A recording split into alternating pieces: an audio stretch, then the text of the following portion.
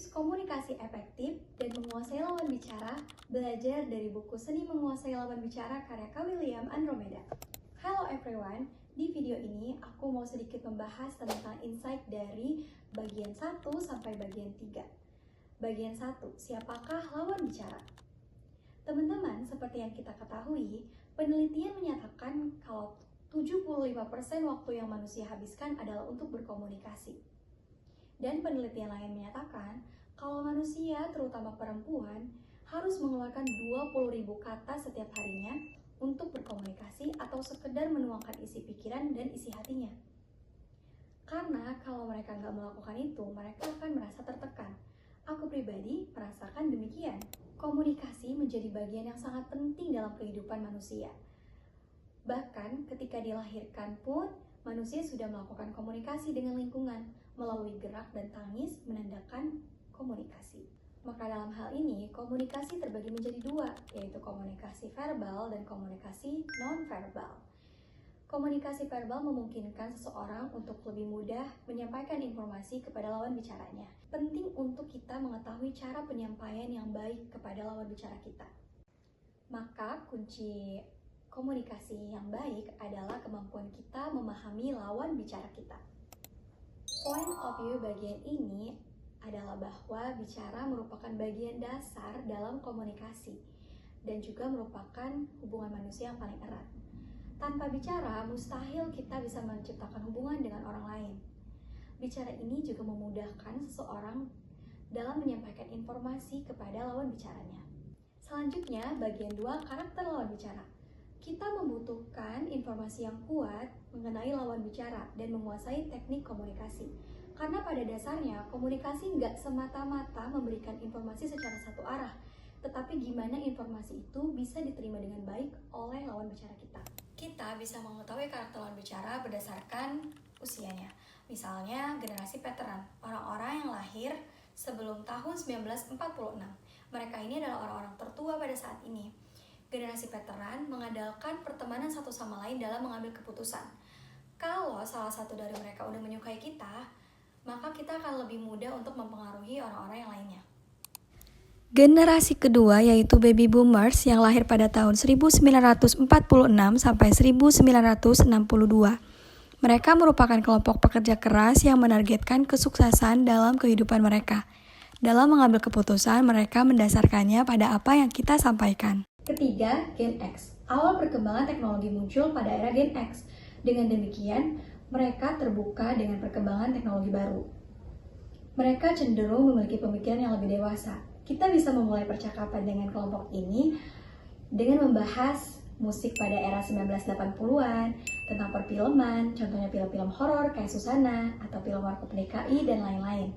Gen X sangat antusias dengan makna filosofi kehidupan. Mereka cenderung memiliki pemahaman yang dalam tentang kehidupan. Dan mereka ini bukan kelompok atau kalangan yang mengikuti perkembangan, yang mengikuti tren kekinian. Keempat, Gen Y, kelompok kedua yang merasakan perkembangan teknologi. Mereka adalah kelompok yang menyukai informasi terkini dalam kehidupan. Mereka juga senang diajak berbicara tentang hal-hal yang sederhana dan seru, seperti film masa kecil, ide yang kreatif, atau perancangan tentang kehidupan. Selain itu, mereka juga adalah kelompok yang memikirkan hal-hal besar seperti cita-cita dan juga target. Yang terakhir, Gen Z, orang yang tumbuh pada tahun 1990-an. Topik pembahasan dengan Gen Z ini lebih mudah, karena kita nggak perlu ngebuka buku sejarah yang udah lalu, kita nggak perlu membahas hal yang udah lalu, karena mereka cenderung menyukai hal-hal yang terkini, perkembangan teknologi pada saat ini. Karena pada dasarnya Gen Z juga merasakan produk pada tahun 1980-an, 1990-an, mereka juga tahu hal-hal yang demikian. Maka pembicaraan yang bisa kita lakukan adalah membahas perkembangan teknologi pada saat ini. Nah, biar komunikasi kita lancar ketika kita ngobrol sama Gen Z, kita bisa menjadi orang yang kritis, inovatif, dan juga menempatkan posisi sebagai orang yang muda. Kita harus banyak mengetahui hal-hal atau perkembangan teknologi pada saat ini.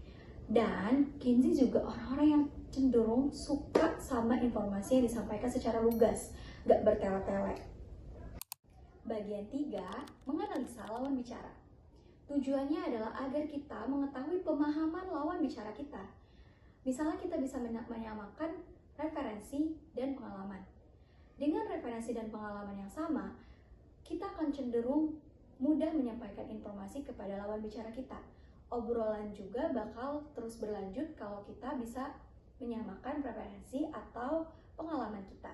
Yang kedua, identitas. Kita bisa mengetahuinya melalui usia, jenis kelamin, tingkat pendidikan, jabatan.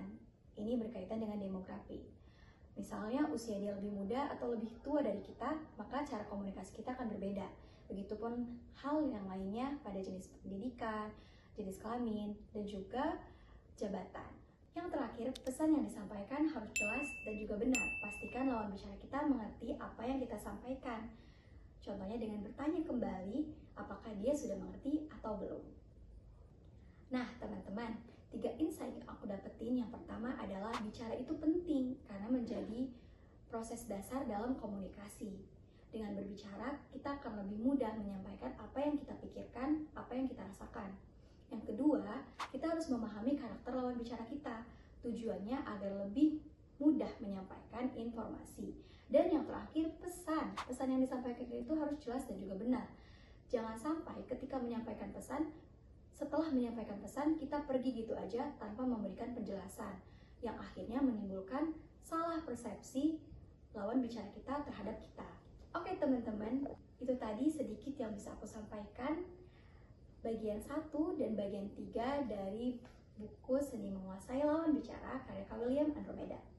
Terima kasih sudah menonton, semoga bermanfaat bagi kita semua. Sampai jumpa lagi, bye-bye.